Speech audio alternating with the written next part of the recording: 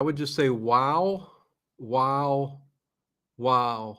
Edward, you haven't seen this one, huh? Oh boy, we are going to be talking about The Mask of Fu Manchu, 1932. Oh boy, how am I going to tiptoe around this one? Here we go.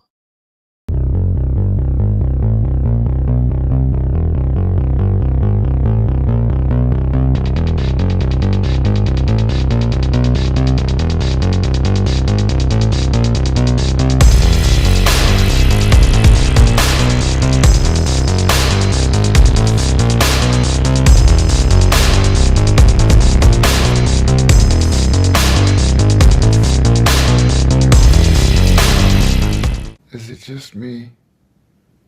Or is it getting crazier out there?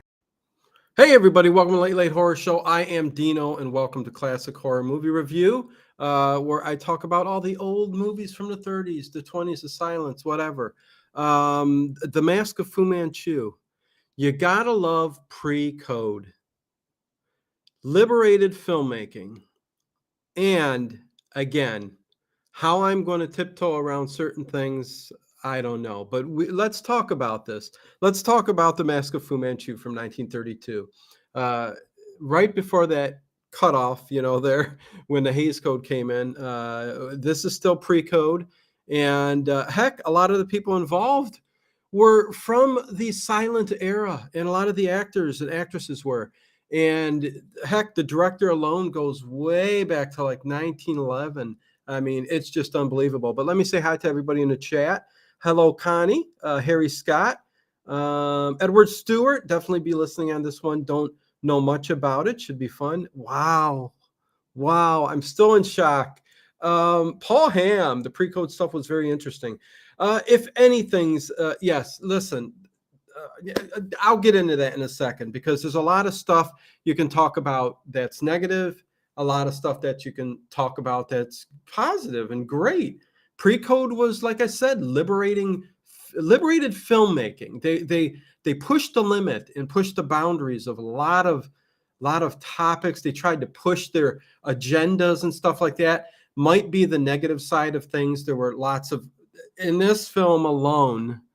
Uh, Anyways, James Landry, hello, good to see you. Night Fright Talk Show. James, welcome, man. Good to have you here. Welcome aboard. Going to talk some classic horror films, and basically, this is kind of a horror sci-fi. It's got some sci-fi elements to it, just like Metropolis kind of does. You see a little bit of that. Also has that kind of Art Deco look to it. The beauty of Art Deco. I think that's one of the reasons, artistically and aesthetically, why I love the 1930s films. Hell, Bela Lugosi and Karloff and the Black Cat. Does it get any Art Deco than that? I mean, come on. Adam for Christ, what's going on? Even in The Mummy, you definitely get that Art Deco aesthetic to the film. I just love it. I love it. Richard Speaker, what is going on? Where you been? Haven't seen you in a while. Adam for Christ, good to see you, my friend. Um, but yes, what should I say about this? I think first of all that it's sad that there's not much talked about of this film on this platform. Really, I think I found two or three reviews on it, and they weren't even like reviews. One was like in a podcast type of style because a lot needed to be said about this film, but not too many people cover it.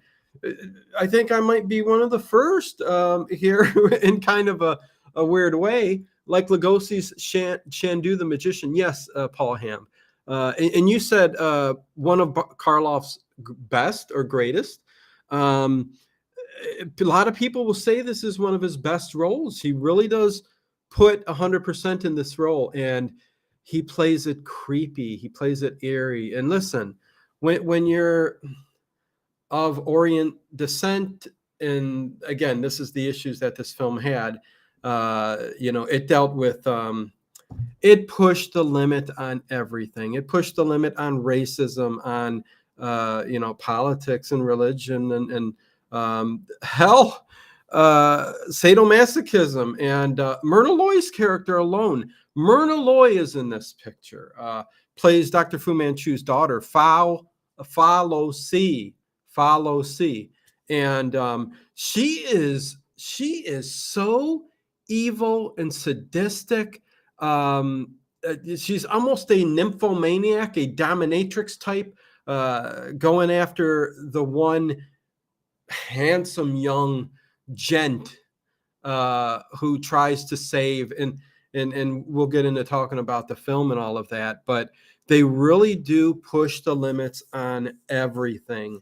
uh, with that said, listen, China back in the day even complained to the government, and we got so many, I mean, really chopped up versions of this film, lots of stuff taken out, we finally got a restored 16 millimeter film of this, and restored all of the lost footage, which had to do with a lot of the sexual content, the race content, which, again, I think a lot of you kind of understand my point, and I think a lot of you are kind of level-headed and kind of understand that these are issues of the time.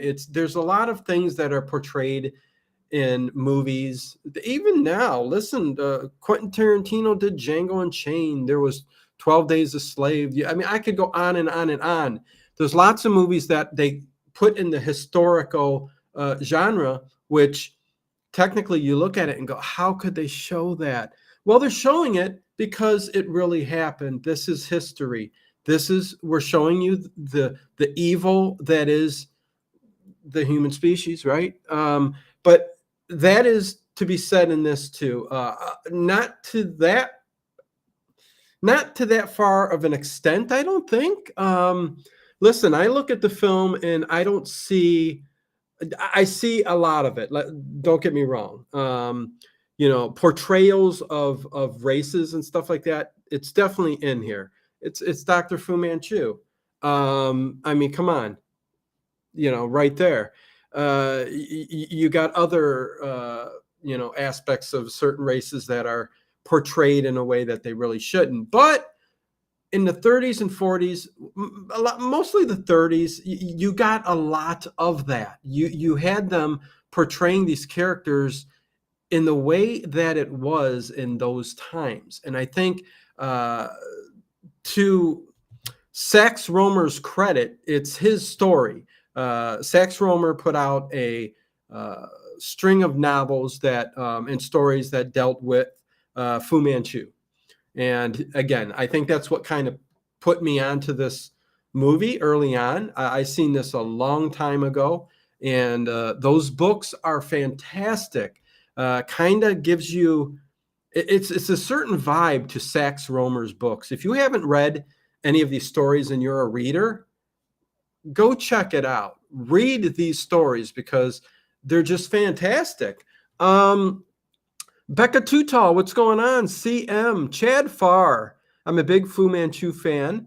Harry Scott, what's going on? Tracy, hello everyone. Hope you're all good, just sitting back and listening. Yeah, Tracy, they said you were trying to get onto Patreon and you were having issues. The links are there. It's pretty easy to get to. But anyways, good to have you here and part of the family. I haven't seen this film, Becca says. Tell me about it. Dino, good evening, everyone. Nice to see you all. Becca Tutall. Yeah, listen, I've gone into a lot already because, again, Myrna Loy is a bit on the kinky side in this film, says Paul Ham. Yes, yes, yes. She will go on to do the Thin Man series right after this. And, Myrna Loy, such a beautiful actress. But in this one, she's kind of dressed up in kind of that Oriental, she portrays Fa Lo Si, the daughter of Dr. Fu Manchu. And again, she plays a very sadistic, evil, nymphomaniac, dominatrix type woman. She's just very, very different than anything she's ever played. And again, this is an early film for her, a pre-code. So they were really pushing it.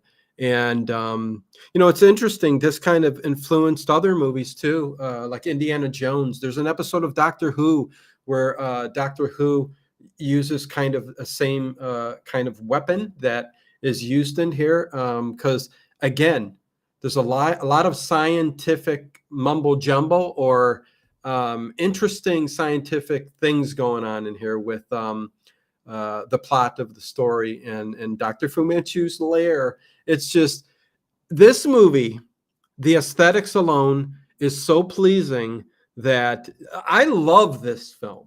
Um, the grief aside, with all of the issues that people look at now and they go, oh my God, how could they do that? But again, I will explain it one more time that it's a product of its time. They're portraying events in history which revolve around Genghis Khan. Okay, the whole point of the story is Dr. Fu Manchu. He's an evil villain, played very well by Boris Karloff, and this technically is his first speaking film. There you go.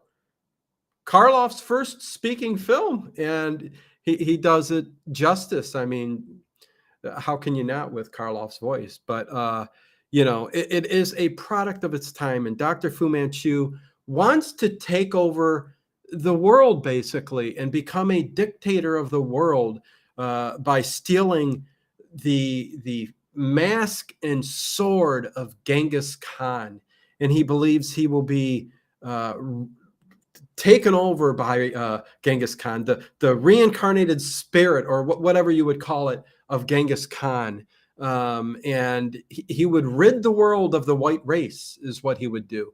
It's just very, very deep and dark. And listen, this was right before this is well, we had World War I, and then all of the aftermath of that, and going into what will become World War II, about a decade later, whatever. There were lots of communist and stuff going on between, still is to this day.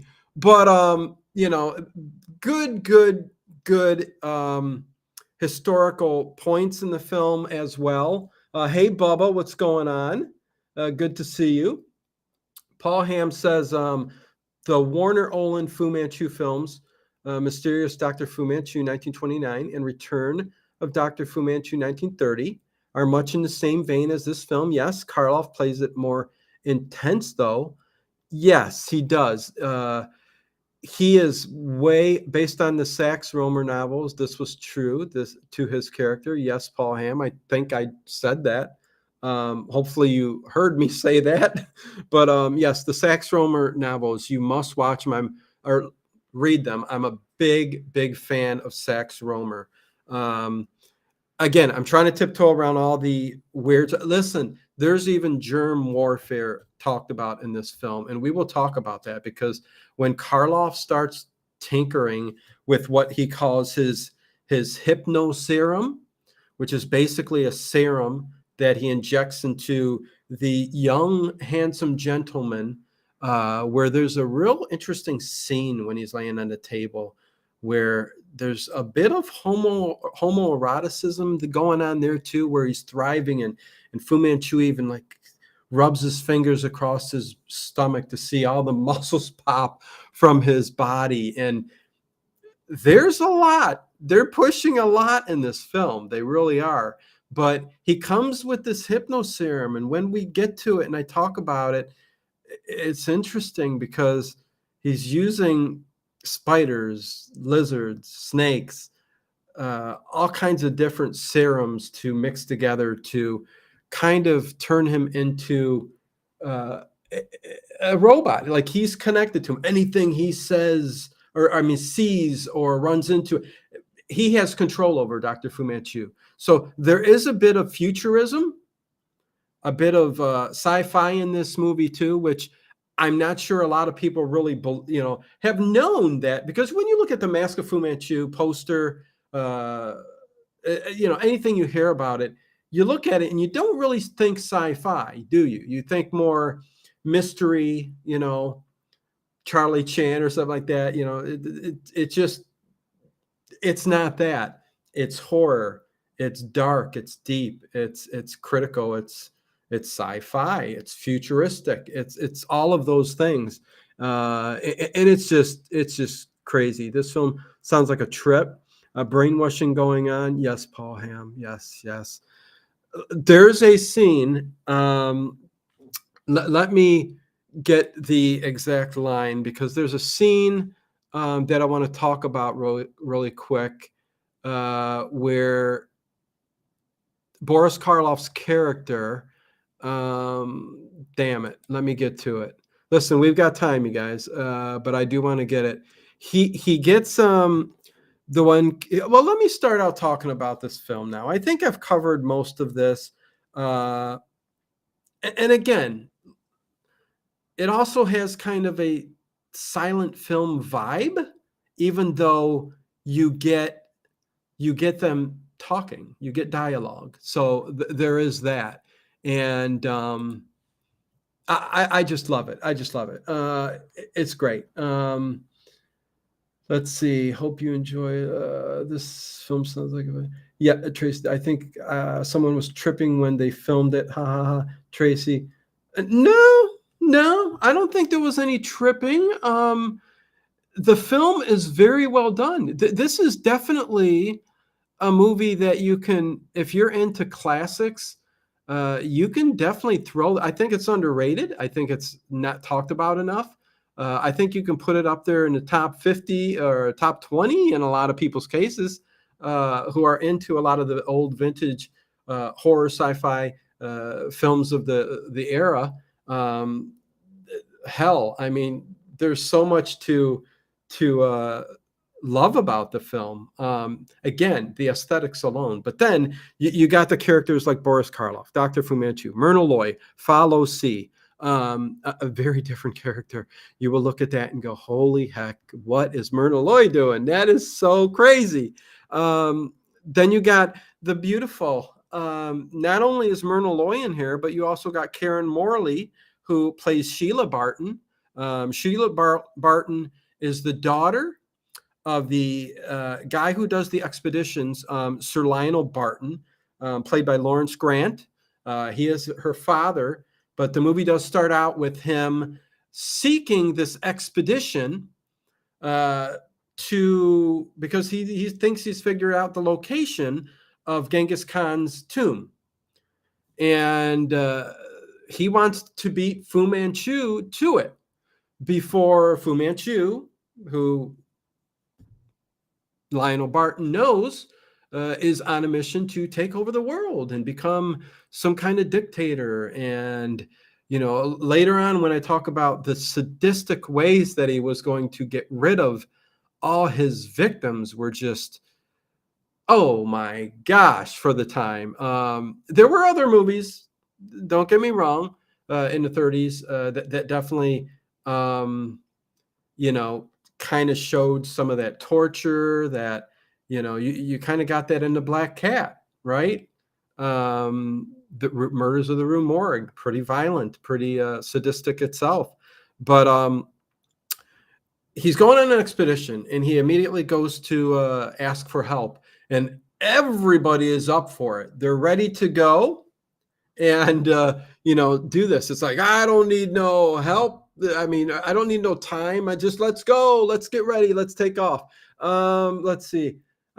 Tracy, I love all Fu Manchu films. Great thing to watch under the covers when the parents think you're asleep. Yes, definitely. This one is in the top 10 of 20 for me. Connie Clary.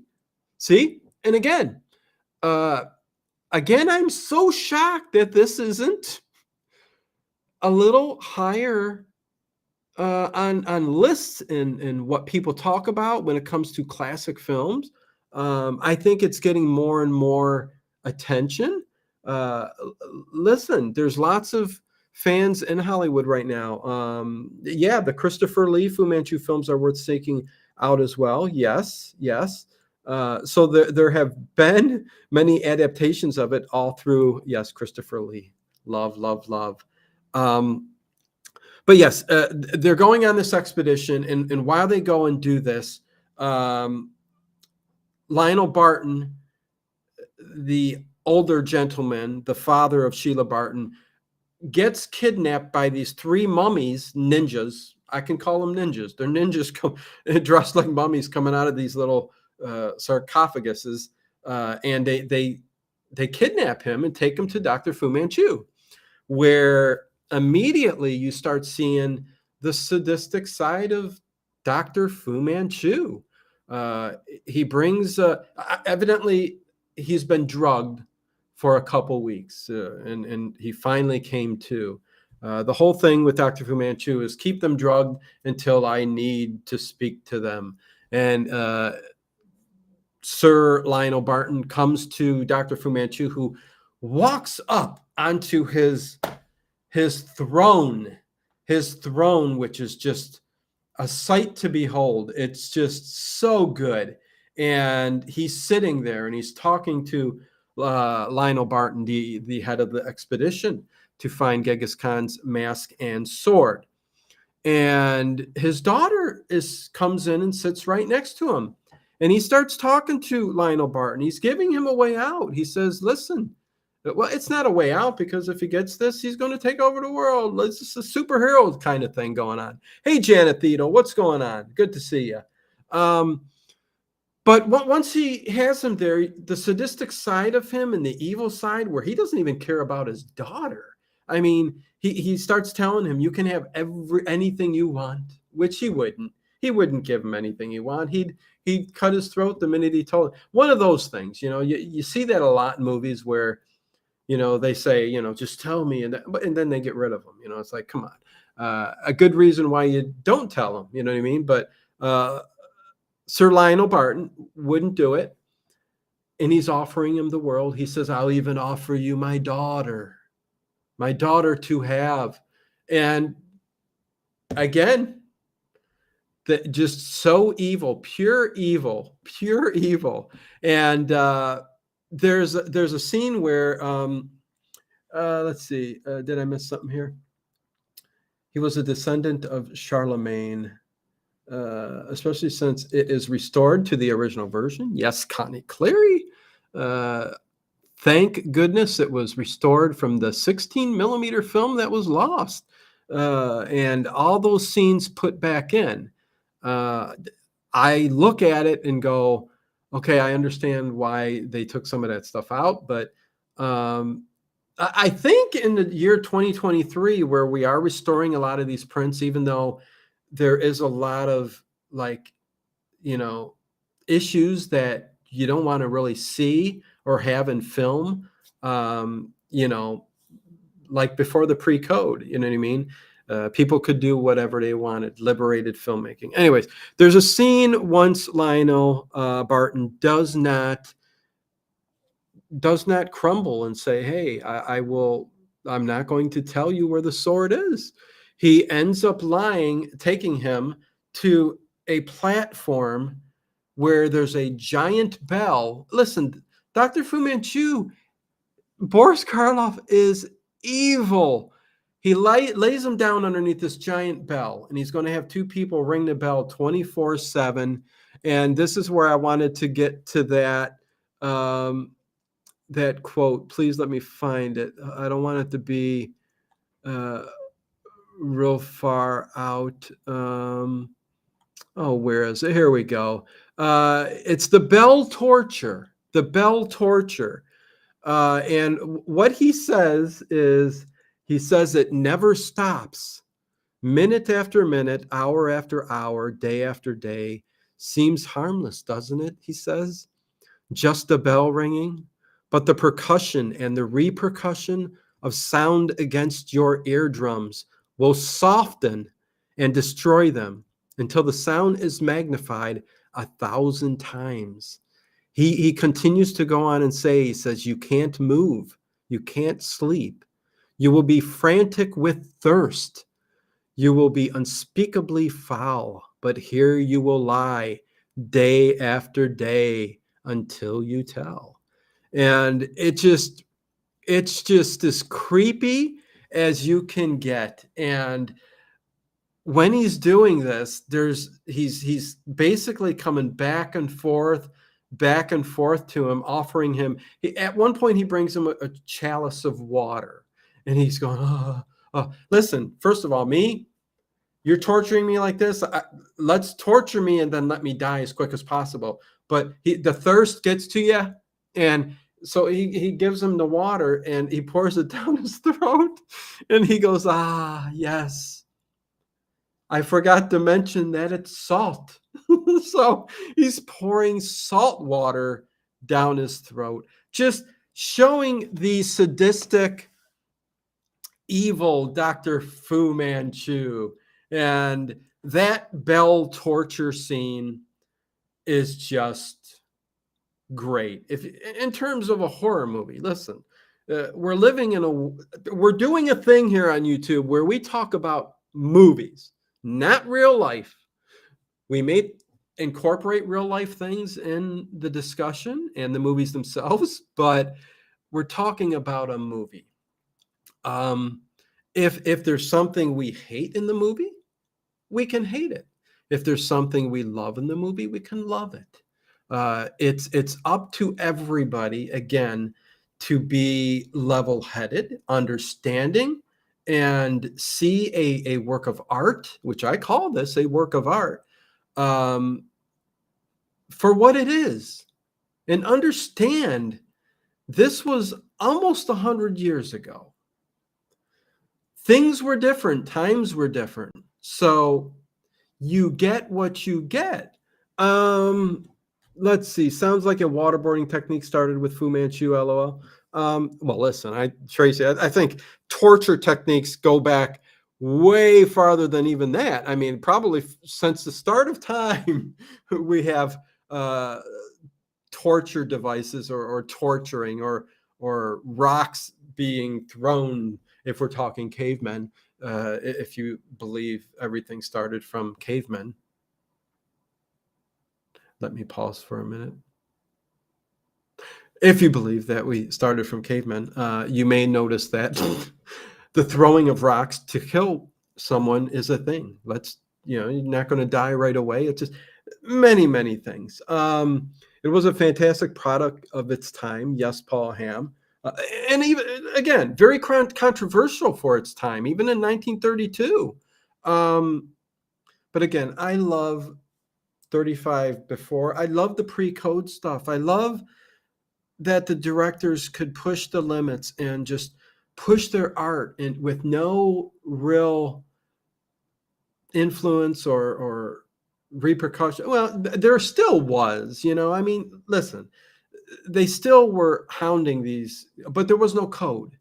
So they really did get away with a lot more than they could have. Listen, there's Tarzan movies pre-code that I forget which exact actor and actress, but there was one scene where Tarzan kind of rips her clothes off as he pushes her into the lagoon, and she's swimming around naked. Pre-code, uh, doing their swims and their loops, and he's grabbing at her feet and not letting her go, and she's his woman now, and it's a product of its time. It's pre-code, and they were allowed to do that, and they pushed the limit. And listen, I love that era of movie making, and I think even now, 2023, we push things as far as we can. With NC-17 out there, and even given the X-rated, there's not too many Hollywood films that get the X rating, but there have been one or two, I do believe, but most of them NC-17. So they give it a stamp so that you know what you're getting in for, and somewhat allows something to you do your art, but we're going to label it a certain thing. Anyways, let's see. By the way, yesterday was the 80th anniversary of Frankenstein meets the Wolfman. Holy hell, Paul Ham. Oh my God. Creature of the Black Lagoon 2, I believe. Creature from the Black Lagoon did not have a nude woman. She had a very her bathing suit was the color of her flesh almost, but no, there was no nudity then. That would definitely have gotten the people in an uproar and saying no, no nudity. There was a time when not. Pre-code King Kong is stripping the clothes off Fay Ray, but most of the sequence was cut. Yes, yes. Paul Ham, 70s era best for horror genre, in my humble opinion. Um, it's certainly got a feel of its own, the 70s horror films, that's for sure. I think each decade kind of encompasses its own thing, you know. But getting back to the film, I guess I should continue to talk about it a little bit. Um, let's see. I want to make sure I didn't miss anything. Okay, so we got our main characters, Dr. Fu Manchu, his daughter, but then we get to the other main characters. We know now that Sir Lionel Barton has been kidnapped, and he's basically being bell tortured. Okay, uh, unfortunately, he's not going to make it. He's not going to make it. So poor Sheila Barton, his daughter, who comes on the expedition with him, with which in a lot of these older films, that I love that too. I love that the head of the expedition of the museum, whatever, usually took the beautiful daughter, and maybe a couple family members, with them, and they were always the femme fatale of the movie, and it just with the love interest, there was always that the femme fatale, the beautiful young daughter of the main character or the person in charge of the expedition, and a love interest, which would be the guy who is Terry Granville, the boyfriend of Karen Marley. He's part of the expedition, played by Charles Starrett, who kept doing roles and roles and roles. Even Karen Morley, she ended up doing roles up until 78. I think about 58, she took 2 decades off and then did some more work in Hollywood. So it's kind of interesting too. But we're introduced to the boyfriend, Terry, who also is going to end up the biggest and interesting part of the film involves him in the middle of this film, because it's when all the scientific experiments and stuff like that go on. But they've recovered the sword and the mask of Genghis Khan, and they're protecting it at a location, a house that they keep all the lights out. But that's not going to stop Dr. Fu Manchu from finding out where it is. So he's sending his spies and his warriors to go kill and recover and get the sword and the mask. And while doing so, they're trying to find out where her father is, who's being bell tortured and who ends up dying. At one point, the guy brings his hand and throws it there, and it's got his ring on the finger, and she screams, and it's like, is that really his hand? And they go, and the guy says, it could be, but he is alive and well. So please tell us where the sword is. Bring it to Dr. Fu Manchu, which he doesn't.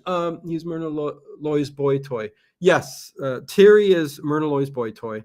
And but he goes there to try to find out, because they're sent a message to be at this location if you want to see the father, Sir Lionel Barton. If you want to see him again, be at this location. So Terry gets up the guts and says, well, I'm going to go find out. And this was the thing in the movie that I found interesting, that these characters, they didn't know. I mean, I guess Terry thought if he went, he could get her father. But no, that's not the case. The case of the matter is, if you go to Dr. Fu Manchu, he's going to try to kill you, and then the next victim can come. You come too. I'll kill you. I'll torture you. We'll get that sword and that mask, which, one way or the other. but it is interesting that Terry goes there and immediately um, shows him. I believe he shows him brings him the sword and the mask. Okay, and this is when Fu Manchu, the scientific side of things, the experiments and everything, he's got these big Tesla type, uh, not even a Tesla coil. There's no coil, but there's like this rod with electricity that comes out of it. He's listen, he's got all kinds of weird instruments and gyroscope type things, and he's even got this dome that looks into some kind of thing that you think he could look in and see visions like a crystal ball or whatever. But he goes there and he takes them, and they're not the real sword. And he knows that because he hooks it to this electrical current, which comes out and melts it. And he knows the sword of Genghis Khan will not melt. It is a weapon, almost like the Ark of the Covenant. Again, a lot of Indiana Jones, a lot of that was inspired by some stuff in this. There's even a scene where he takes the mask off Terry of the skeleton when they finally get into Genghis Khan's tomb, and a spider comes out of the skull, and he's sitting there, and they say, "Watch out!" And he looks, and it's just like right out of Indiana Jones, 100%. It's so trippy. Let's see. Fu Manchu is Barton's severed hand sent to his daughter. Yes. Yep. I thought the scenes were cut for Black Lagoon. Could have swore, but I have been mistaken in the past. Chad Farr, if I don't know that, shame on me. Shame on me. As big of a Universal Monsters fan as I am, again, I had no idea that there would be a nude scene, swimming scene in there. But you know what? You could be right. Don't quote me on that. I'm not, listen, I'm far from being perfect. That's for sure. And you know what? Thanks everybody for being here tonight. I would just ask you, please hit that thumbs up. Check out all the links below. Maybe become a channel member or a Patreon member where we do movie nights every Friday night and most Friday nights and more. And access to Discord and lots of other cool little features and things coming up in the future. Cyberpup. There is another cool thing that I should, again, I'm going to keep or letting you guys know about this. I just got done filming. Yes, I just got done filming, and we'll get to the chunk of this movie where the dark stuff hits. The dark stuff is coming up in a minute. Not that the Bell torture scene wasn't dark enough, but we're coming up to some dark and weird stuff. But I just got done filming a somewhat of a short giallo film where there is a death of a I'm laughing because I just filmed the last scene, the last death scene of the killer killing Elise. Okay. This is a very cool little project. It is short, but it's going to be so cool that you guys got to see it. It's going to premiere on another channel called The Horror Addicts, and I'll put a link closer to. You're just hearing me babble now. The Horror Addicts put out every year a show called the Scares. You get it? The Oscars, the Scares. So it's an award show. I'm giving out an award for best horror documentary, but it's going to involve somewhat of a skit and short giallo film, and it's really turned out pretty cool so far. And I'm just like, oh, you guys got to see this. So when I put the link out and you guys see me talk about the Horror Addicts and the Scares, when I post it around on either Facebook, Twitter, on the YouTube channel community page or Discord or Patreon page, please go check it out. It's going to be cool. And I'm one of the presenters.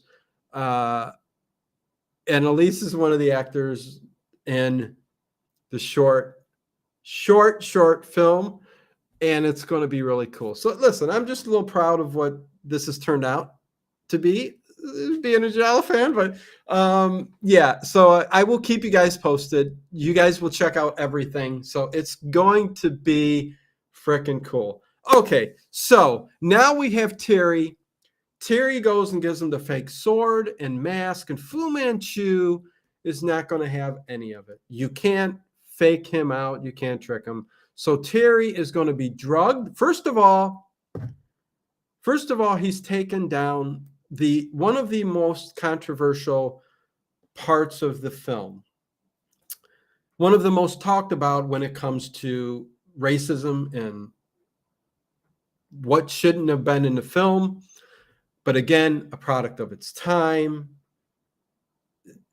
It is what it is. And Terry's taken down to somewhat of a dungeon underneath where he's shackled up. And Fu Manchu has two men uh, tearing off his shirt and whipping him. And you have the daughter of Fu Manchu, Follow C, coming, ordering them, whip him, whip him, whip him. And she's doing it with such intense, like, love for what is going on. She's again, sadistic, not a care in the world except fat, and she's going faster, faster, faster.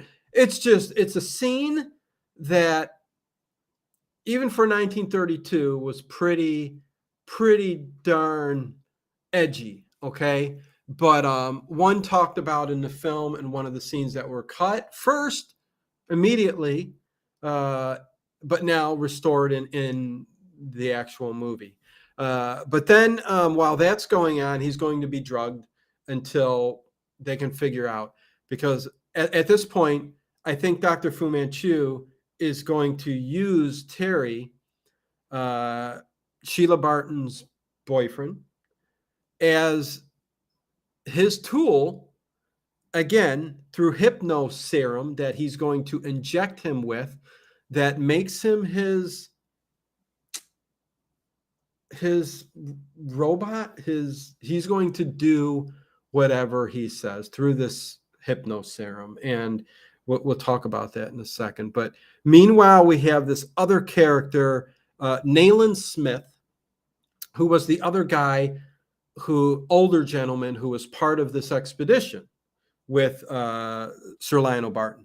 And she gets very excited over it. Yes, Paul Hamm. Yes, she gets very excited over it. It's one of the things that when you look at it and you see her face and how intense it is, you're like, wow.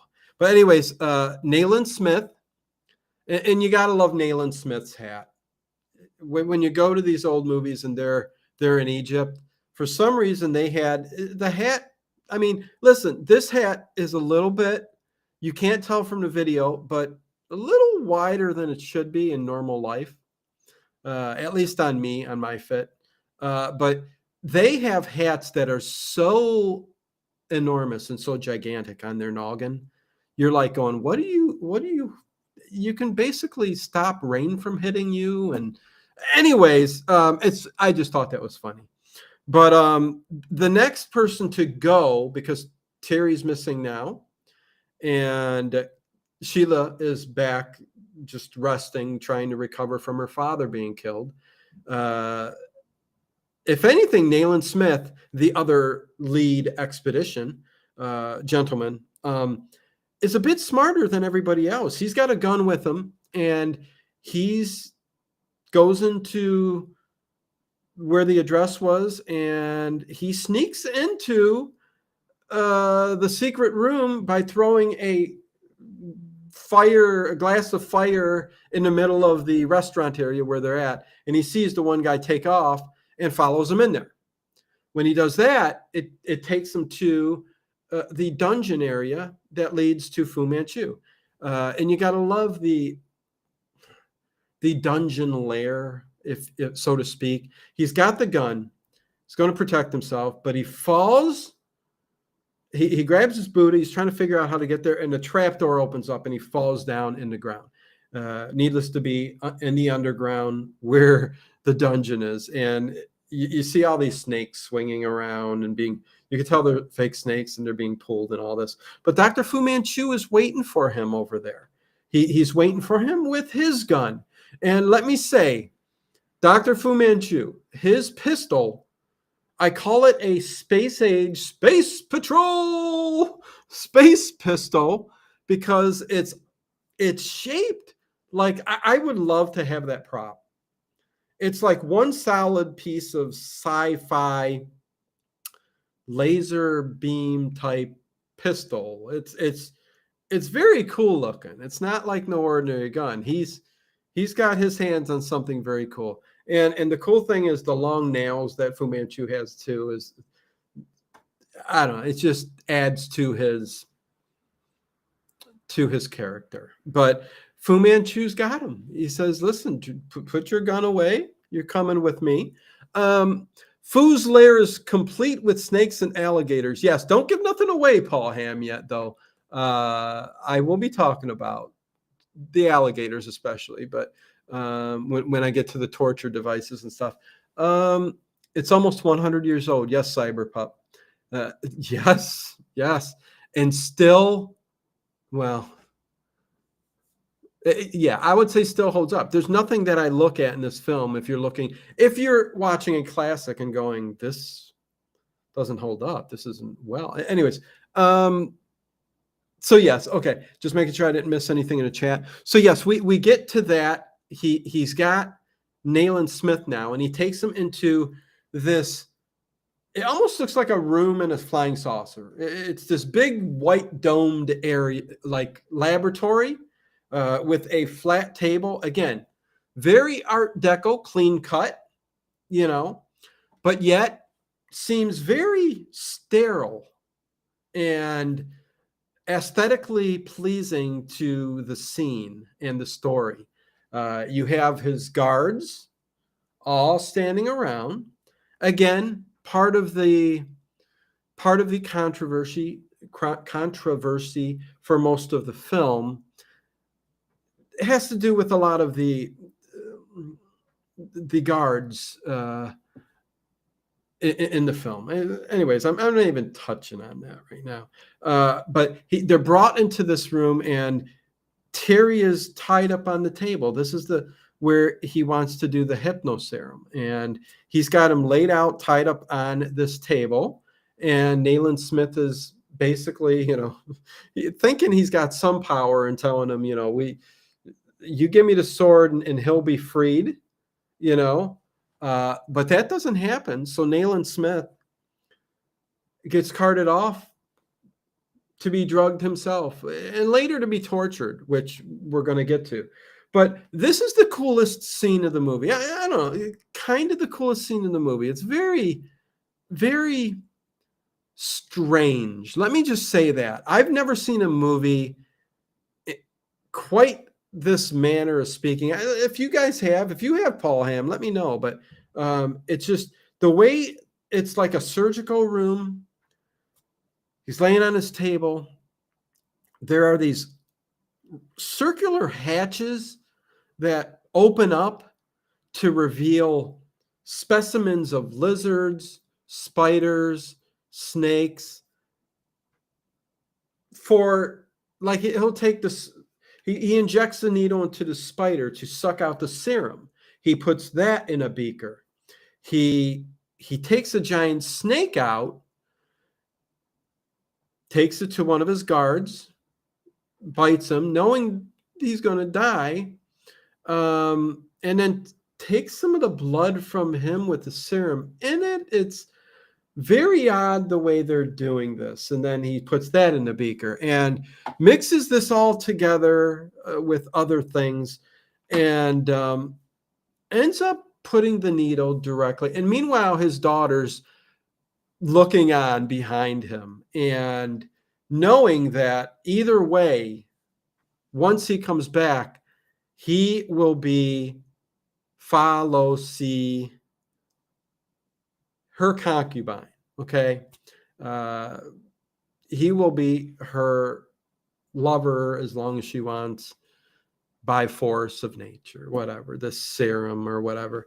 And he puts it in the neck, and it's going to make him go out to the last two remaining at the expedition site where the real sword and mask is. Let me make sure I didn't miss anything. His place runs from futuristic to medieval with dungeons and torture devices. Yes, Paul Ham. I love how you kind of back and forth with what I'm saying at 100%. How many Fu Manchu movies are there? It was like its own genre. Yes, James Landry. I think we've said it in the past here. There were a line of Fu Manchu movies. Even Christopher Lee did a Fu Manchu. I do believe in the 70s, or was it? I'm not quite sure. But gives the needle. Yeah, and a big bright light overhead. I swear it reminds you of, and his guards are on pedestals. Like it's just it's just a strange direction they went in the way, a beautiful way, an awesome way, one I haven't seen before. I've seen similarities in like some silence, like Metropolis and films like that, but this movie is definitely one of a kind. But Terry does come back to the last two remaining victims. I mean, characters. The one being Sheila Barton, the first man to bell torture his daughter, and the other guy is oh God, he's the only guy I forgot his name. What is his name? Let me see if I can get it. Von Berg. Von Berg is his name. So Von Berg and Sheila see Terry stumble in through the doors, and as he stumbles in, Sheila immediately, he's not acting like a zombie or a robot.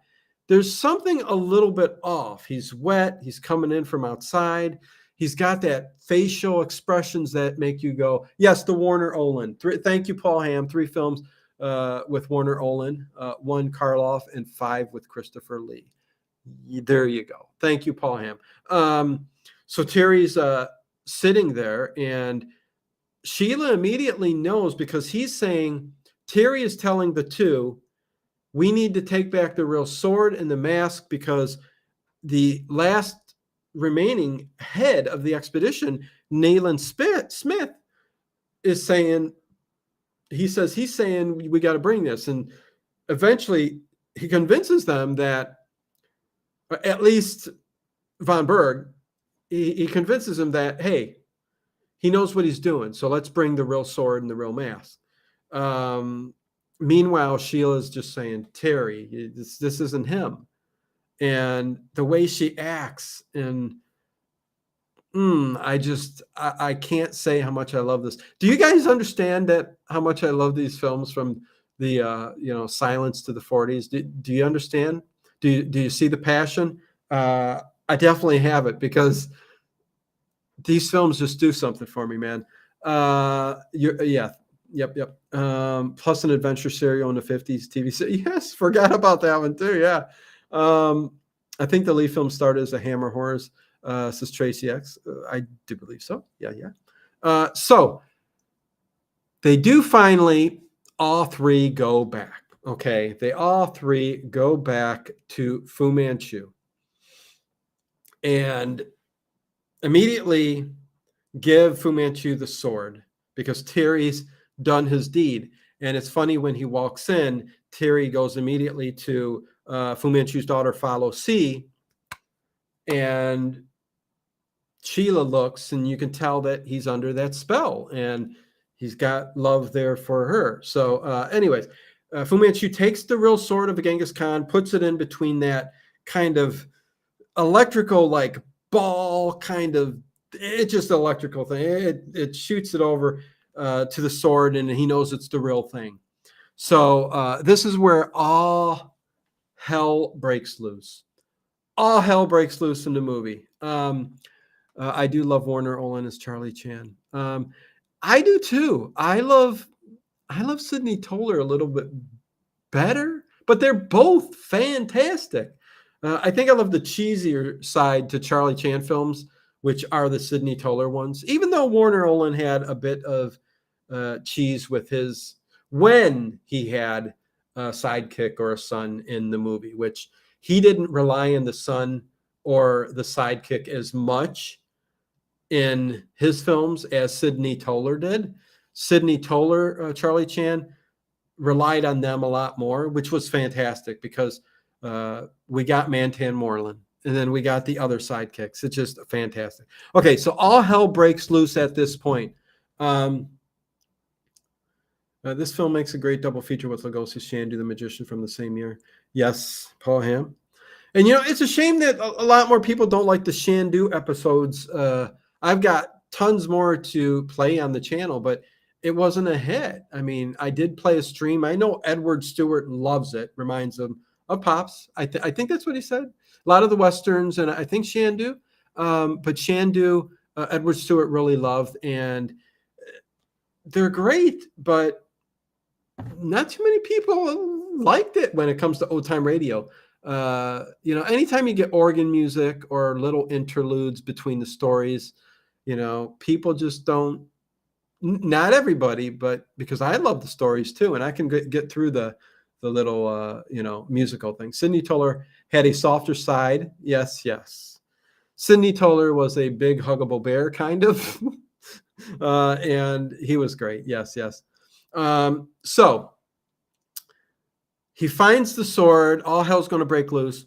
There's a point where Sheila goes up to Terry and pulls him away and says, "It's Sheila. Don't you remember?" And Terry kind of starts to snap out of it. But Terry is going to be drugged again. There's no way he's not going to become the concubine. But what ends up happening is we're flashed to all the torture scenes that are going on, because at this point, Dr. Fu Manchu has the sword and the mask, and he's on his way to gathering the troops and ridding the world of the white race and taking over the world. And even at one point, Sheila Barton, at the end here, they want to sacrifice. He's going to sacrifice Sheila Barton. He says, Dr. Fu Manchu, to the gods, to the gods. And he says to all of the people out there, he says, would all of you like one of these for your wife? An odd thing to say from somebody trying to rid the world of a certain race and take over the world in a dictatorship, but nevertheless throws it out there and they, yeah. But we do see Sheila Barton in an all-white gown. Again, very beautiful. And you can tell she was one of those silent actresses as well. You can always tell. You can always tell. The makeup, everything that's going on with their facial expressions and stuff like that. Very exaggerated. Very exaggerated. But she's laid out on this platform, and she's walked through the city or wherever they're at. I believe it's some kind of city, some gathering where Fu Manchu's out there hollering, "We are about ready to take over the world." And then you got her coming out on this platform, which he's going to sacrifice. And meanwhile, the other expedition leader, Nayland Smith, his torture device, which is all going to end in death, okay? Terry, on the other hand, is going to be drugged and follows his concubine and lover for as long as she wants, and then be rid of him. But Nayland Smith is on this seesaw type thing where it's filled with sand on one end. He's tied to it, and they start letting the sand go on one end of this, teeter-totter type thing. And as the sand goes, he's going to slowly be let down into this pit of alligators. And meanwhile, this guy, listen, for an elder gentleman like himself, he is doing everything possible. In the meantime, he doesn't give up. He's chewing at his bands. He's trying to get out. He's trying to get loose.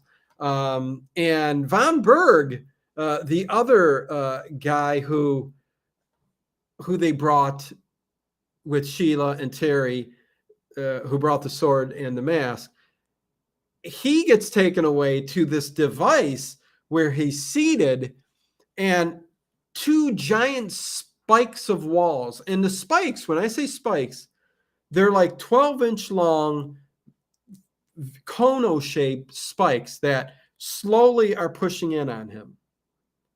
And when it's going to smash him into bloody bits. I mean, what more can you say? And there's that. So that's him going. Let's see, Paul Hamm. The Yellow Claw comics from the 1950s were based on Fu Manchu. There you go. They brought him back in the 70s Marvel Comics as adversary of S.H.I.E.L.D. Very cool. Yes. Not as big of a comic book fan, although I do love comics. Anyways, Terry ends up going back into the table to where he's strapped down. And what ends up happening is it's the coolest thing. Fu Manchu has the sword in this. Again, it's the science fiction part of this. The like, who is sitting on that throne? There's this like godlike. There's this godlike individual or statue that seems to come to life, that's holding the sword and moves his arm and gives it to Fu Manchu. It's very odd. Nothing mentioned after that. It's just weird, but very cool looking. A very cool thing. But Nayland Smith does bite out of that, and he does get away from the alligators. It's funny, when he bites his way out, he climbs on the alligators and gets out through a door. He runs up. Terry is fighting in the room because he was able to get out of the wraps before they strapped him in. So Terry's fighting off the guards. Nayland, this elder gentleman, comes in, and he's punching the guards too. So Terry and Nayland Smith end up overcoming the one guard, tying his hands behind his back. They find out where Von Berg is between the spikes. They let him go, okay? So he's freed. So those three are free. And what they end up going to do next is, oh boy, they run up to the scientific lab where he's got all his instruments and sorts, okay? And there is the one instrument where it's this like laser beam kind of ray gun. Can you call it a ray gun? The thing that was shooting the lightning or electricity out of Chris Chrisman. What's going on? Good evening, everyone. Zardoz, back as Chris Chrisman. So they shoot that beam of electricity down, which goes into the sword. And again, the laser beam, ray gun, whatever you want to call it, that shoots out the electricity, is something out of Doctor Who. They did an episode where a machine like that was used. It was very cool. I'm sure they used it in many other movies. It's just a very early use of this type of thing. And very, very cool. Very, very cool. Not only does it go down and electrify Fu Manchu and kill him, but they leave it go, and it starts killing everybody in attendance down there surrounding Dr. Fu Manchu. Everybody is electrocuted and burned to bits. It's just an unbelievable scene. It's a very cool scene. Through a hole in the floor, mind you. The ray gun shooting down through the hole in the floor that overlooks, again, something you've seen in some Indiana Jones films. It's funny how some things were taken from this. But Terry runs down. This is the point where, man, Connie told me, get your drinks. I don't have one. I need to start bringing a drink. Terry goes down and gets Sheila off of the table. So she's saved too. She's not sacrificed. She's saved. So, it's a very cool climax and ending, one which ends up on a ship, a cruise ship, which I don't know why I love it, but listen, Charlie Chan had it, Sherlock Holmes did it, Pursuit to Algiers. There were many episodes in movies where it included a cruise ship. And there's something that I love about the cruise ships in the 30s. I'm wacky. I know. Who knows? I could have been reincarnated and I'm remembering my past life from the 30s. Who knows? I don't know, 20s, 30s, 40s. But what ends up happening is they're all on a cruise ship, all dressed up, going back home. They're all laughing, having fun. And Nayland Smith, the one expedition leader, the elder gent who kind of saved the day in the end. They all worked together, but it was Nayland Smith, man, who came out on top, man. I tell you, the dude, I tell you, he did it. But he's got the big sword, which he ends up throwing overboard into the ocean. And he says, "Here you go, Fu Manchu. Here's your sword, never to be bothered again." And there you go. Yes, Edward Stewart, Shandu. Dino would love to take one of the 30s cruise ship. Oh, gosh, yes. Oh, yes. I'm not sure about cruises today, but anyways, that's kind of wrapping up the Mask of Fu Manchu. That's the entirety of the movie. Again, I am so glad that we have the restored version and everything that was taken out of this film, and we have that now, and we can look back and say it is what it is, right? I mean, one way or the other. And yes, we are going to be looking at some reviews. I want to see what some people had to say that gave it a 1, some low scores, or maybe somebody who gave it a 10 out of 10. So I am going to be reading that in a second. My avatar changed again. Wish I could figure out how it does that. Your avatars just change on its own, Edward Stewart? That's weird. Interesting. They're floating palaces, says Harry Scott. Yeah, well, I guess you could say that. But the thing is, let's see. I got to make sure I do this. Let's see. Yeah, how do I get to... Wait, I did this before. How did I do this before? Show by... Oh, there we go. Okay, so again, this movie, with all of its controversy and everything else, I give, man, this movie is a 9 out of 10 for me. I mean, it's not a perfect film. It's got some things that you don't want to see in films.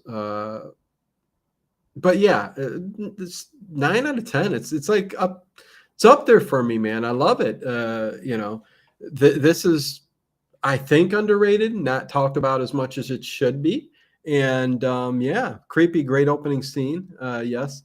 Ghost Ship was a decent horror flick. Very cool. So with that said, let's see.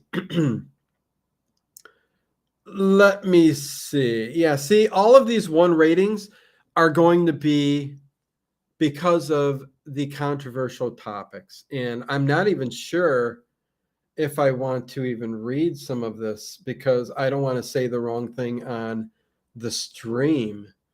Yeah, see, Rethinking White Man's Empire, a caricature of a culture, problematic depictions of women and other races. Can I get around what this person had to say? He gives it a 1 out of 10 because of that reason. And again, I don't think it should be given that for that reason. And again, everybody's allowed their own personal beliefs, and if they hate that, I hate that.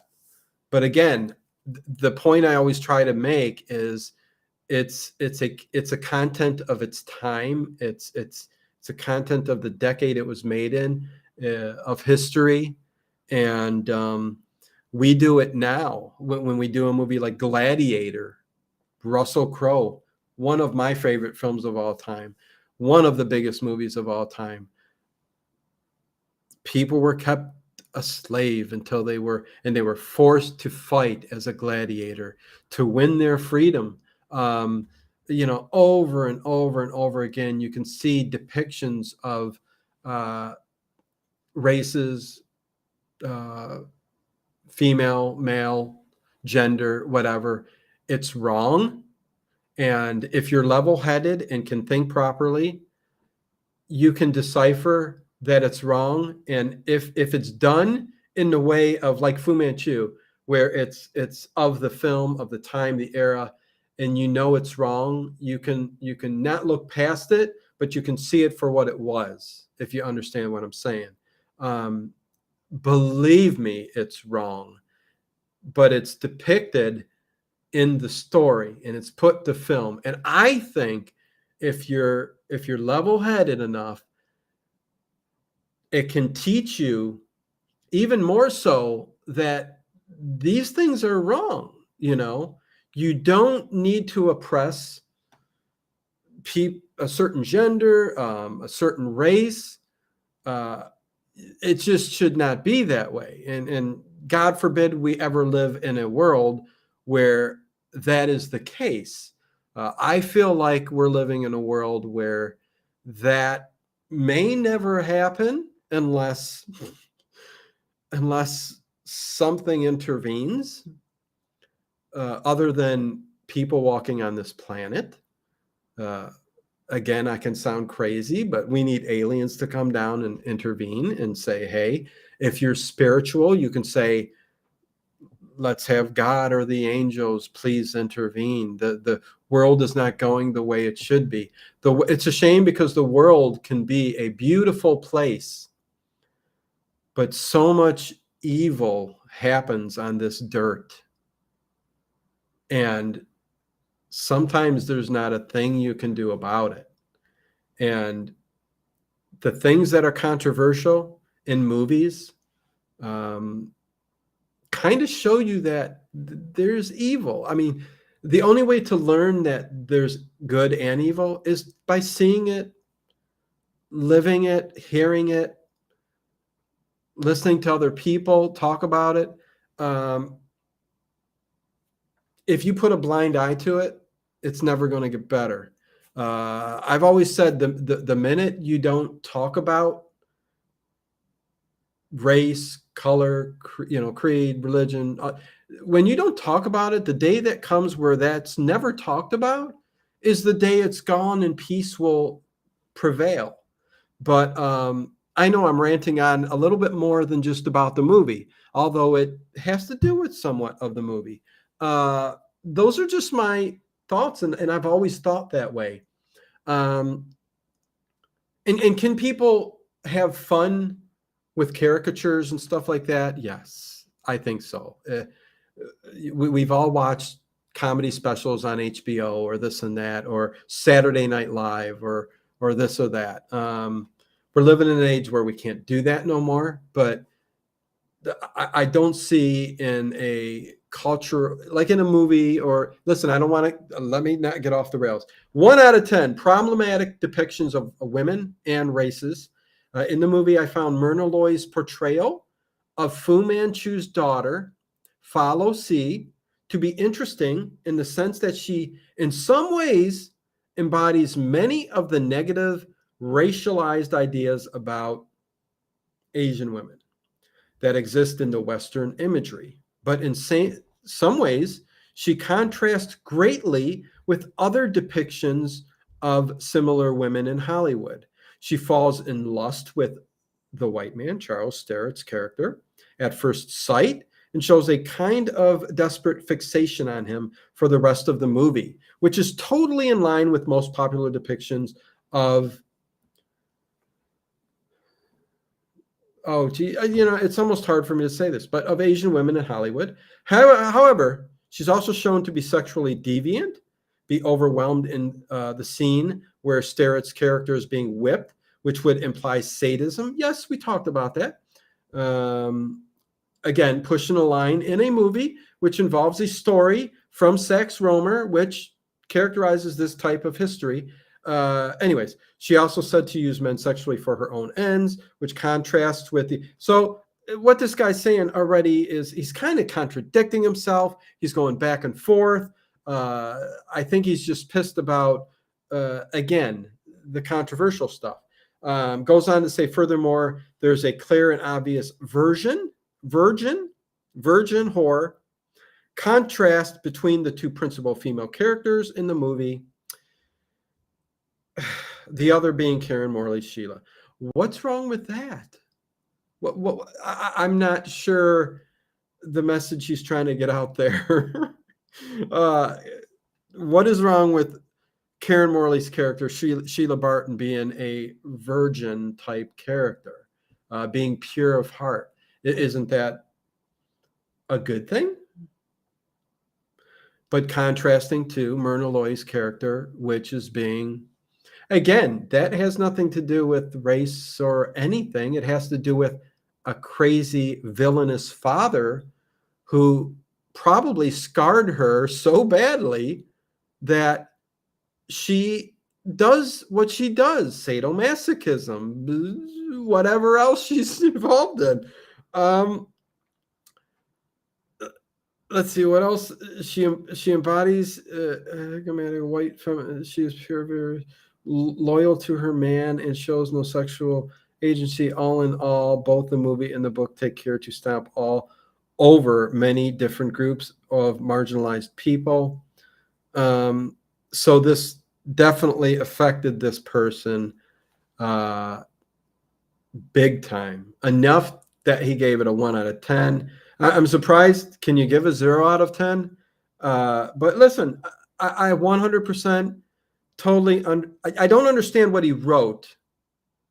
He kind of didn't make his point from the title of his comment, but I'd say that kind of encompasses the negativity on the film.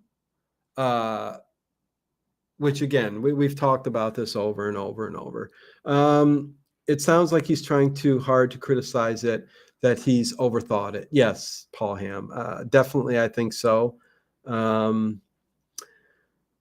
Let's see. I don't know where my Tony Montana. Every few decades, it repeats itself. Movies are good to a way to remind us is evil or it can be real.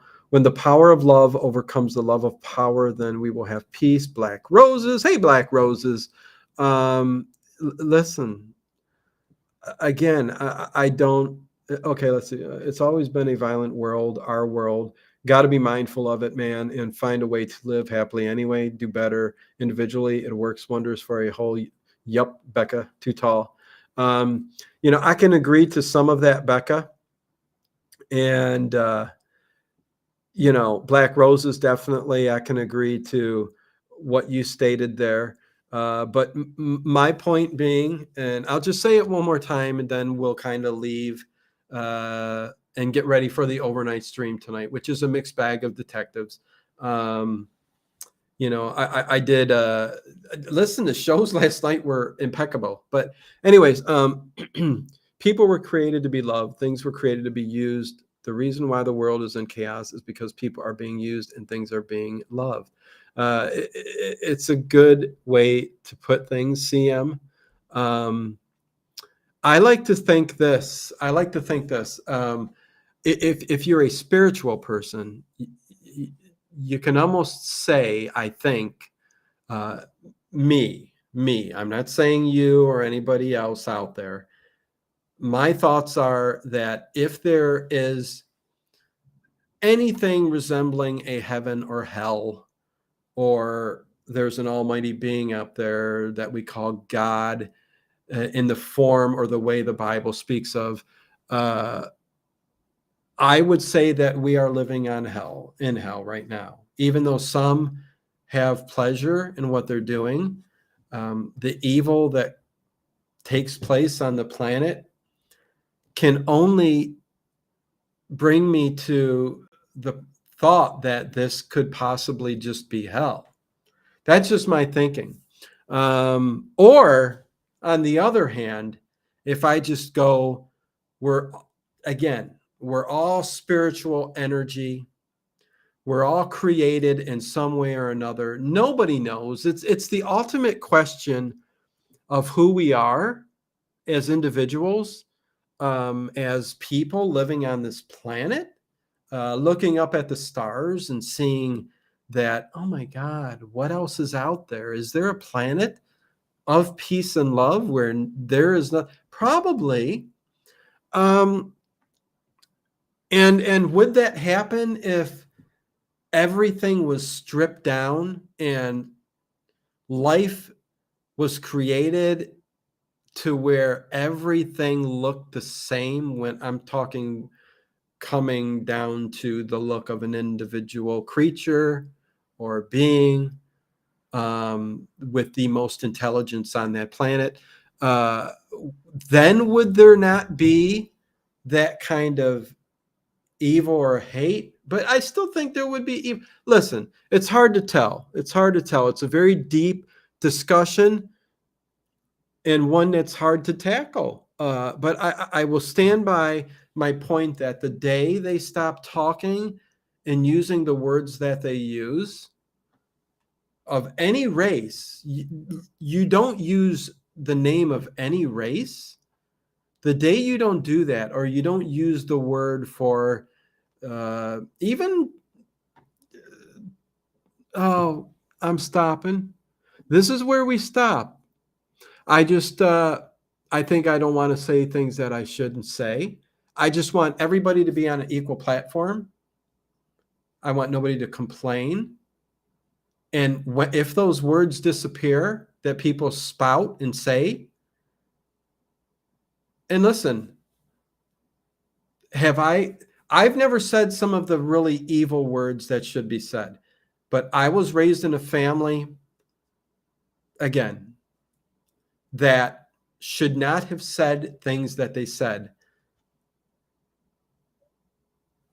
I'm talking, people who aren't around anymore because they came from an earlier time, the 20s, things were different, even the 50s and the 60s. So I heard words over and over, and when you hear them over and over, they somehow get in your head. And whereas I don't think I never said any in hate to anybody, because I'm just not like that. I've got too much love in my heart for any of that.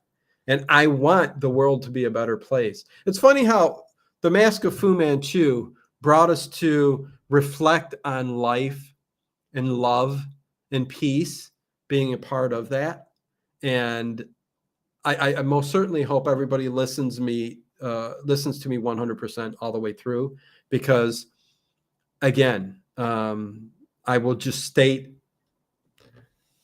the day we end all those words and saying those words is the day maybe we slowly move from the hate and closer to the love.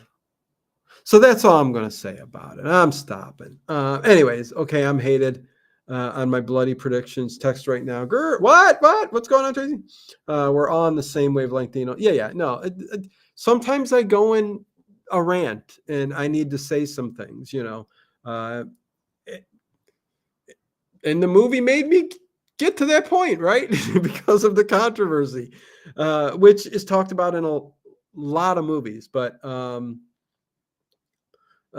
peace, CM. I will see you guys at the overnight tonight.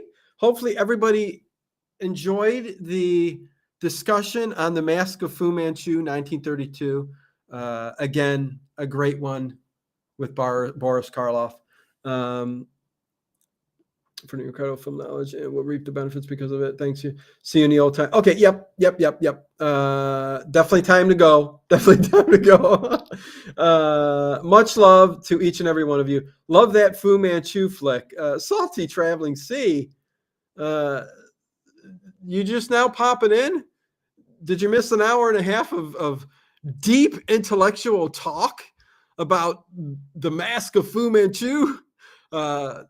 Went pretty deep in some philosophical issues and stuff like that. But anyways, it's fun that it took me there. And yes, my rant on Dino. You're bussin'. Thanks, Dino. Learned a lot. Thanks, Edward. Anyways, much love, and I will see each and every one of you very soon. Nothing going on tomorrow, but Wednesday we do got something again at 8 p.m.